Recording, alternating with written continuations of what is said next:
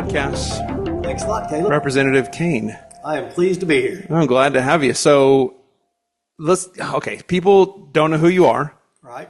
Give us a 30,000 foot view. Who is John Kane? John Kane, born and raised in Bartlesville, Oklahoma. Come on. Went 12 years of school here in public schools. Ended up attending the University of Kansas. Studied business there, and then I went to ranch management school at TCU. Mm-hmm.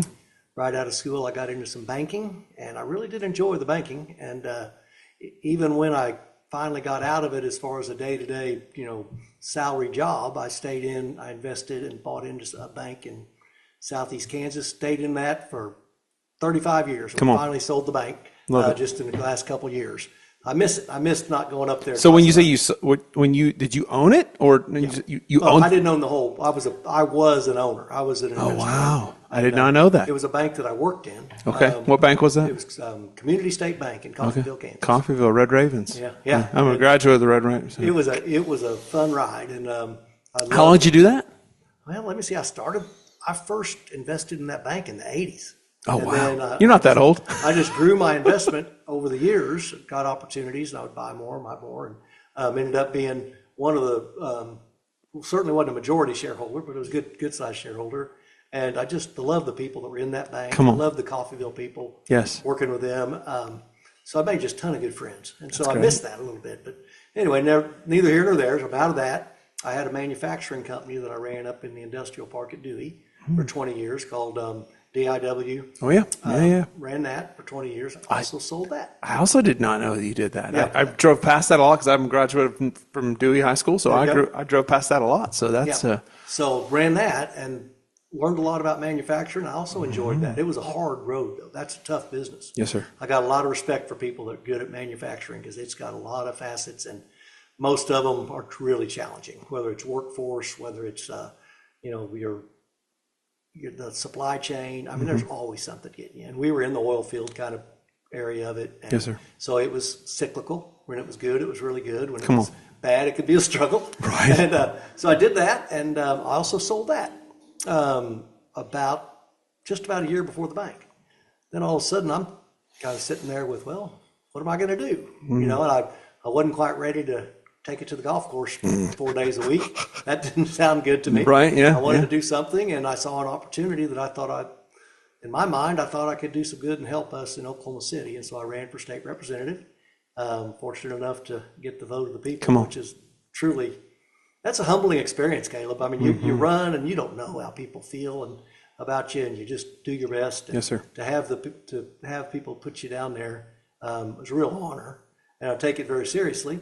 And I've been doing that for 3 years now, and I've really enjoyed it.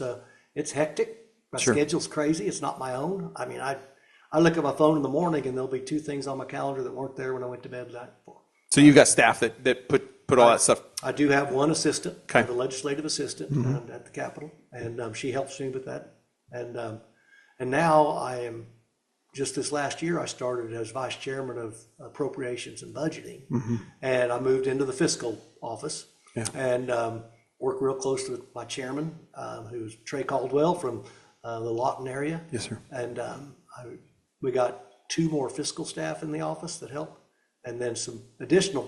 The House has additional fiscal staff as well. So we're working on this budget. Pretty much almost 12 months a year. There's budget items to be worked on. Even though we get it finally negotiated and passed in the 4 months we're in session, which is February through May. And then we have to have that balanced budget passed. That's really the only constitutional requirement of my office. Yeah. Is we have to pass a balanced budget every year. Every year. No continuing resolutions at the state level. There's no debt at the state level. It's a balanced budget, and thank goodness our forefathers got that in our Constitution, because I don't believe for a second we're just naturally any better than anyone else. And if we could borrow and make it easy on ourselves in a moment, we probably would have done that. Yeah. But we can't. Thank goodness. That's good. That's good. We make hard decisions when you should make hard decisions. And, that's good. And balance that budget every year. So that's what I'm doing now. I like it in Oklahoma City. I work with a lot of good, mostly younger, smart individuals.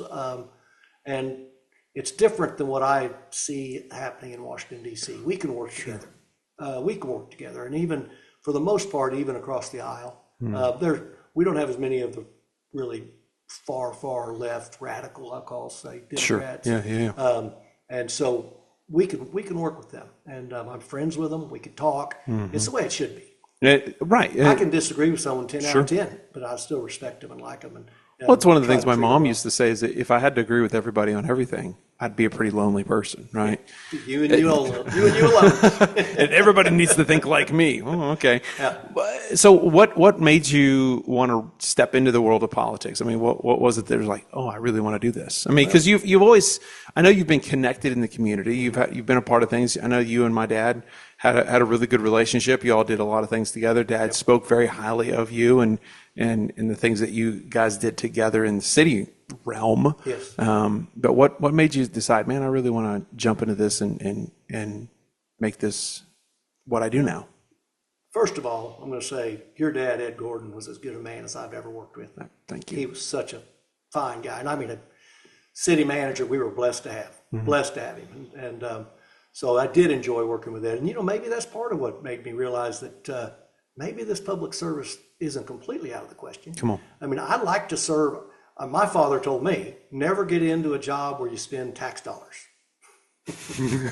Well, he's probably rolling over in his grave. Yeah. Not only am I spending them, I'm the vice chair of appropriations at the state level.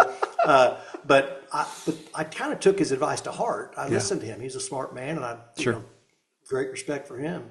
And so I did most of my work in the nonprofit arena when I was younger in Bartlesville. I worked in a lot of nonprofit areas. Sure. You name it, I probably touched it at some point, and liked that because the people you meet doing that are the good, just my kind of people. Yes, sir. I mean, they're volunteers. They're trying to make this place a little better for someone else, or leave it a little better than we found it. And boy, that was something my dad always tried to stress to me was leave a place better than you found it, and that was always a rule in our house is leave if you go to the restaurant, leave the restaurant a little bit better than you found it. If you meet somebody, try to leave them a little bit better when you got in the room with them. Right. We need, I know a lot of people feel that way. I wish everybody felt that way. But that just is motivating and inspiring to work with people like that. So I did that, and I felt like by doing that, I kind of understood our community. I was kind of in all corners of it, and so I did feel like I came from a pretty good base of knowledge of what's our community about, and then I saw a need, and my predecessor, I supported them at one point, and but there was just, I didn't feel like the role was, and it wasn't votes. I didn't run. I didn't go down there with any strong policy issue that I was going on. It wasn't any one thing. Yeah. But it was a matter of how do you serve your district? Sure. How do you respond to your constituents? And I saw an opportunity that I thought I could fill. And so I decided to run, and that's an important part. I mean, that's what my good friend Earl Sears, who I think he had my same district, filled this position very well for 12 years. And besides that constitutional requirement for the balanced budget, the next thing you got to do is you got to serve your district. Yeah, I'm a representative for my 40,000 people, slightly under 40,000 people in Bartlesville and Collinsville. Yeah, and you have to take that very seriously. And sometimes it's time consuming, but I find that I like it a lot. Well, you have that kind of personality where you mix with people well. You and I first met at the Friday men's Bible study at Sterling's. Yep. That's when Dad would say, hey, you need to come to this thing with me. And that's where we first actually met. Right. And so knowing that you're a believer in Christ and a God that is connected with your faith, that's the next thing I want to know. How does your faith connect with what you're doing in Oklahoma City? I'm a work in process like everybody else. Come on, yeah. I've grown. I've grown. I'd say in the last 20 years, I could feel I've had a tremendous amount of growth in my faith and my Christian life. And every day, I can't. There's no separation. Come on. How I react to everything. I love that. I'm seeing through that lens that I have. Of it's a Christian viewpoint. Amen. And I can't separate from that any more than I can whatever you want to say. Right. Yeah. Well, Be a I woman or something. right. What is a woman? Whatever that would be. What is a woman? I can't separate the two. Sure. So I try to constantly think that, and as I'm reading bills, as I'm considering, and it gets difficult sometimes Sure. because, people that I agree with on so many things, they'll I feel like get beyond what government can do. Government cannot fix all the social problems of our world. Only God is going to be able to fix that. Okay. And I go to bed every night and I know no matter how awful a day it was God's plan. And he's going to use that for good. Come on. And I believe that. Otherwise, I don't know how anyone would sleep at night. If I didn't think God had the plan, it would be the most depressing thing in the world. If we were in charge, really and genuinely, truly in charge, the place would, we'd be in turmoil constantly. Right. So that's how I have, that's my peace. Yeah. That's how I just do the very best I can. I pray and I ask for forgiveness where I know I fall short. Yes. And I get up the next day and I do it again and try to be better. Come on. I don't know what more I can do. Hello, my friends. Wanted to come to you really quick and talk about one of our amazing sponsors, Revo Financial. Your money absolutely matters. Your future matters. Your family's future matters. Do you have a plan to take care of your family? Do you have a plan for your money? Well, I'm going to tell you, Revo Financial is the group you need to talk to. Revo Financial is a family-trusted, faith-driven financial advisor group that is passionate about building and managing wealth for clients who value investments that align with their principles and their core values. Give them a call at 918-336-7877. 918-336-7877 or go to revofinancial.com.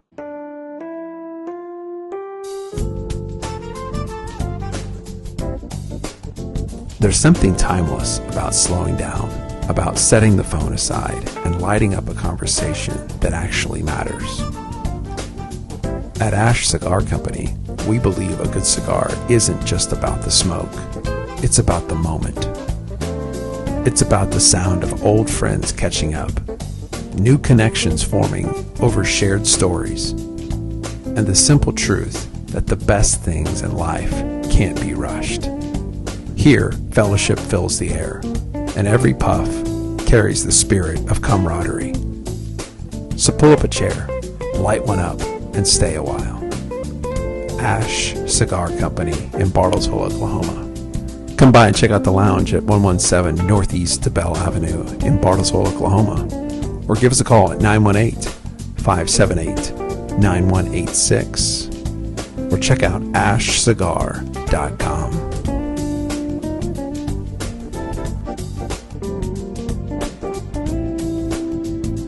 Hey, my friends, wanted to come to you and talk about one of our amazing sponsors, Precision Lawn and Landscaping of Bartlesville.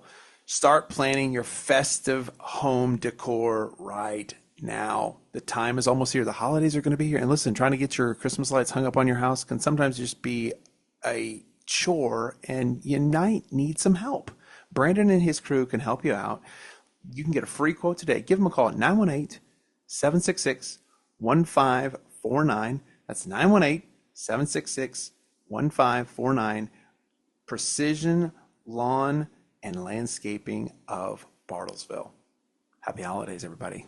Hey, my friends, are you looking for something as American as apple pie and baseball? Well, check out Copan Restaurant and Truck Stop. They've got everything you want to fulfill your appetite. Give them a call at 918-532-4666. Check them out at 7440 U.S. Highway 75 in Copan, Oklahoma, or go to their Facebook page, Copan Restaurant and Truck Stop. Every kind of special you want. They've got apple pie. They've got all the good desserts.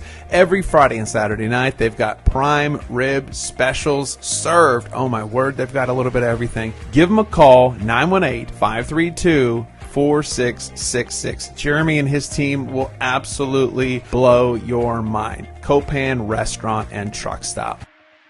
Well, I love that you said, because I literally had a meeting last night with several different pastors, a couple different business leaders, and one of the things we talked about was so many times in the culture, often in the Christian world, we view this, well, that's the sacred and that's secular. Mm-hmm. And for a believer, there's no such thing as a secular sacred divide. Right. Like everything we have to, like you said, through that particular lens, that sacred lens, that Christ is over all those things. And I love that you said that, because that's the reality for us is we have to, how we live our lives, how we treat our spouses, how we raise our kids, how we walk our day. I mean, how we interact with our neighbors. Like that's how we're supposed to see things. It's through that lens. Yeah, and I'm going to say, I don't know that I always did that so well. I think I spent a good portion of my early days. I'd go to church on Sunday, and I said, anyone that would ask me, absolutely, I'm a Christian. But there was more compartmentalizing. Oof, yeah. And that's not good. That's not safe. And I think men can do that really well. We as guys are really good at compartmentalizing stuff. Like this is my job, this is my church, this is my family, and we can, so do you think that comes with age? Like that changes with age? It did for me. And I don't know if it was just where I was in my walk with God, or if it was just maturity, probably a little of both. Yeah. Because I've said 100 times that I'm glad I'm doing my job as state representative at my age now. I think I'm much better at it than I would have been at 35. I think probably with you, that element of youth can sometimes bring some cockiness that's maybe not long-term helpful, right? But there's we try to mask it as confidence as a young man, but as older guys, we see, because I'm 47 this month. If I look back at 27-year-old Caleb, wow, we're different. He was a mess. And again, I think a lot of it is individuals. I know what was best for me. Yes. I work with a lot of young people down there who I think do a tremendous job. Our Speaker of the House is the youngest Speaker of the House in the history of the state. Really? He's 30 years old. Oh, wow. Okay. He does a terrific job. Great. He's mature. I mean, I think he was born old. He's one of those guys. Right. He's got an old soul. Got an old soul. Very mature. Very, very, very smart. And so I'm not painting everybody with that same brush. I just know what was best for me. And I couldn't have done this job when I had young kids at home. Sure. I'm a little too selfish for that. I wasn't going to miss things. Come on. But now it was the right time for me. Yeah. And, my wife, Barbara, is 100% behind me and with me on so everything. Important. It is so important. She's such a sweetheart, by the way. And I see some people struggle with that. Come on. Because especially if they have young kids, because the wives it's a big burden. Sure. If the guy's gone as much as we have to be gone at times. Sure. But with Barbara, if I'm in Oklahoma City, 99% of the time she's in Oklahoma City with me. Come on. If I'm ever spending the night down there, she comes with me. Praise God. And it's the best support. I mean, again, putting my head down at night and having Barbara to talk to and discuss things with, I don't know how a person does it without it. Amen. That's what I think. I love that. So how did you and your wife meet?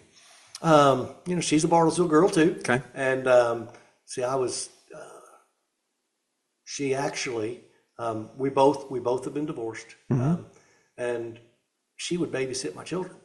Oh wow. Okay. Yeah, she's 10 years younger than I am, and so she had been single in Bartlesville for a number of years. She was single.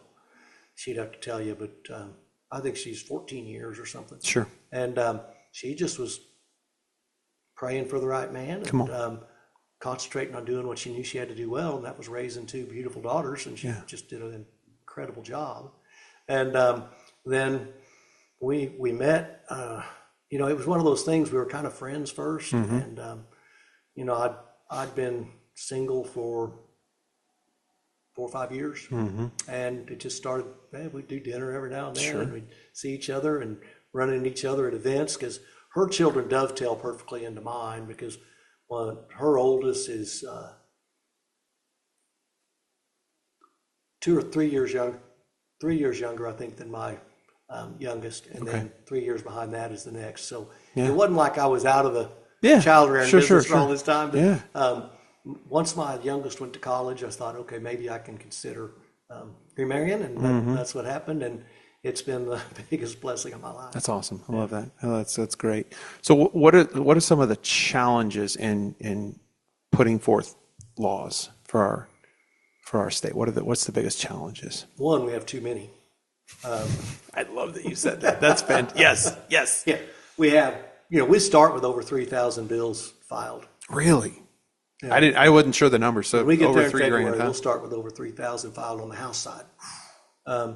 And so we start whittling them down. I think we eventually get to, I think we may have sent something in the neighborhood of, don't make a liar out of me. I think it was about 600 got to the governor's desk. So we whittle them down pretty well. But that's the challenge, whittling them down. Sure. And deciding what we need to do, what's a good idea, what's maybe not such a good idea, what maybe doesn't quite need to happen this year, it needs a little more work, see if we can push that to the following year. But sometimes I think people get the idea you're not doing your job unless you're signing or you're passing legislation. Filing bills. And they can keep score that way, and I don't keep score that way at all. I don't care who authors a bill ever. If it's a good idea, I love to jump behind it and get on it. Sure. If it's a bad idea, I'll love to try to either make it better or kill it. Yeah. And if my name's on anything, I don't care. I just want to contribute that way. So you're not trying to get your name out there to build a platform. No, and I'm not shying away. I mean, if there's a good idea, I'm willing to put my name on it and go. I don't shy away from it, but I'm not looking for just, hey, where's a bill I can put my name on? Sure. So I think the biggest challenge is kind of sifting through all of these bills and kind of getting down to the good stuff. Yeah. That's not easy to do. Yeah. As we get the process going and passing the good stuff. But there's a lot of pressure because someone thinks everything down there is a good idea. Well, yeah, everybody's got an idea, right? Everybody's got. I mean, you got 3,000 plus bills, so everybody wants something. So you've always got somebody coming to your office saying, "Hey, Representative Kane, could you help me with X, Y, or Z? Could you make this happen?" How do you sift through that when somebody, because you have, how many people probably come to your office or make phone calls to you saying, "Hey, quite a few, of course." And my the favorite bills I've passed down there have been ideas from constituents, and I've done a couple that way. Those make a lot of sense to me because one, they've identified a problem. I want to hear from. That's a lot more powerful to me than a lobbyist, for example. Sure. And I don't say all lobbyists are bad. I know they have a bad name. Sure. But it's like a lawyer. Yeah. They're part of this process. And there's lobbyists down there, quite frankly, I'll tell you, I trust. Okay. And I can ask them questions, I get an honest answer, whether it's in their favor or not. They will tell me. And the good ones will do that because they have to play the long game. Yeah. Because if they start lying or fudging facts to get things through, they're going to get eventually that's going to show up. Yeah. And then all of a sudden they're ineffective. So I know people don't like that name, lobbyist, but I can use them as part of the process. I can't know everything about every bill. Sure. And when you get into complicated healthcare bills or complicated utility bills in particular come to my mind, I mean, not everybody understands that stuff. Right. Yeah. And I know a lot more about it than I did 3 years ago. Sure. But I walked in there and people think, well, my gosh, you got a name tag that says you're a representative. You have to know everything about everything. Yeah. I didn't know any more than the day before I got elected. Yeah. And so you have to learn, and it comes at you fast. But they serve a purpose, and I utilize them. And just like I say, constituents are part of the process. I have to hear from my constituents to make me the best representative I can be. Representative. Yeah. I need to hear what's important in Bartlesville, in Collinsville, in Ramona. What's important? What's going on?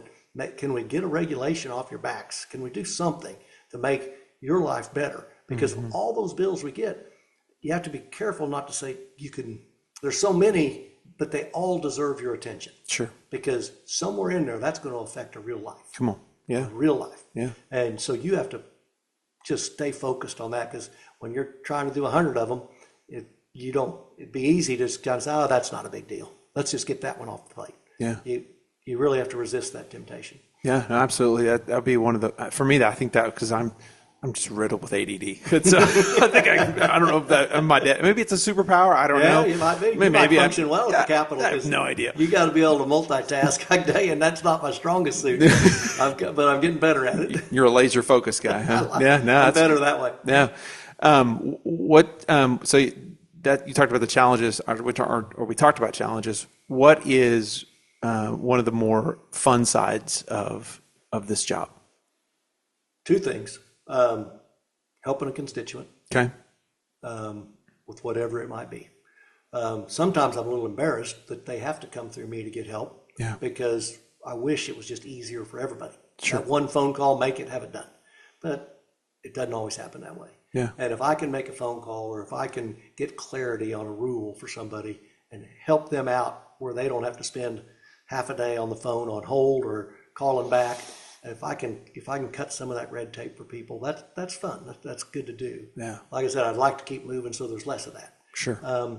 And then the other thing that I really enjoy, honestly, is the people I work with. And I think I surprised some people. I think I was a little surprised. And that's not to say I was expecting to have just a bunch of, I don't know what, down. Well, I think the internet, keyboard warriors and the internet and social media, they have a good space, right? But I think sometimes that can dehumanize us. Right. And we can just see you as a screen or somebody that's on a screen, and we can type everybody's really, really excited and brave behind the keyboard. But if we sit across the table from one another and start asking questions and trying to get to know one another and realize, okay, John Kane's a human just like I'm a human. He has flaws just like I have flaws. He has great attributes just like I have great attributes. And you start seeing those things in real time. And you start putting a person to the name that's on the ticket. I think that helps when you sit down and say, man, go have coffee. Sit down and actually express your ideas or your concerns to the people who represent you, rather than just getting online and throwing out this, I'm going to write a blog about this guy. Right. Or I'm going to, because in the long run, I don't think that helps. Amen. Caleb, I can't agree with any more with that than I mean, you're right. And that has happened. The internet has caused that, the getting behind the keyboard. But when I went down to Oklahoma City, I found out, and people are down there trying to do the right thing. We fall short and we disagree. I mean, if I'm sitting down with a Democrat, okay, and he says XYZ is best for the state of Oklahoma. And I'm saying, that's ridiculous. That would be killer for Oklahoma. Sure. Whether it's a socialist type agenda or something that I would completely not agree with. Yeah. But then I have to stop and say, this person really thinks this is the best answer for Oklahoma. As wrong as I think he is, if he is coming from that angle, I'm going to do what's best. Find out why. We have common ground. Sure. Even though we may vote differently every time, we have common ground. We're trying to make Oklahoma better. Yeah. And I can respect that. And I hope they can respect it when I'm completely, they can say the same thing about me. Sure. And I hope they can respect it. And most often we do. And like I said, there's just, if I can think of a few that I think are there for the wrong reasons, it's the vast, vast minority. Yeah. Most of us are down there trying to contribute, trying to help Oklahoma. Oklahoma. Yeah, absolutely. So you, re-election's coming up here in the next, was that? It's primaries in June 2026. 2020 is coming up in just a few months. So we're just a few months out. So you are running for re-election. I decided, Barbara and I have made an agreement that we discuss and pray, and it's an every 2-year decision. Yeah. I'm not committed to 4, I'm committed to 2. And much less 12, which of course is the term limit. Yeah. But yeah, we have decided, I like what I'm doing. I feel like I've made progress in the, with some seniority in the House. That I'm getting in some rooms that I wasn't getting into the first year, which is exciting to me. I love that.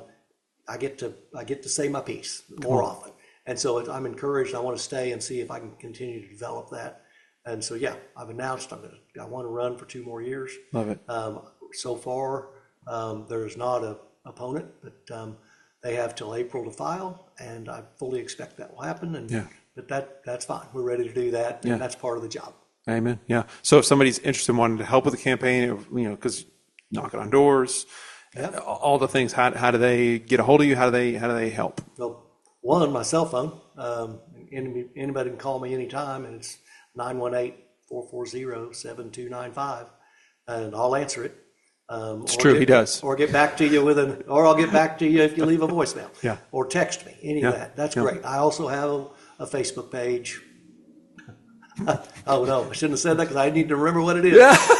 We'll put it in the show notes. John Kane for Oklahoma, or for OK. I think. So you're a lot like Dad in terms of when he's like, the guys created the Facebook page for him at the city when he worked at the city, because he's like, I think Facebook is just the dumbest thing. Dad hated it, but the guys at work, all the Mike Bailey and all those guys, they created his Facebook page and they ran it, and so.